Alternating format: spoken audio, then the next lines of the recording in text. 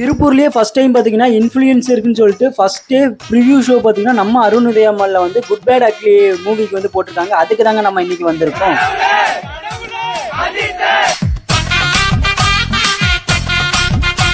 இந்த படத்தை பத்தி சொல்லணும் பாத்தீங்கன்னா ஆதிக் ரவிச்சந்திரன் இப்படியெல்லாம் ஒரு படம் எடுக்க முடியுமாங்கிற மாதிரி அஜித்தை வச்சு வேற லெவலான ஒரு படத்தை கொடுத்துருக்காரு.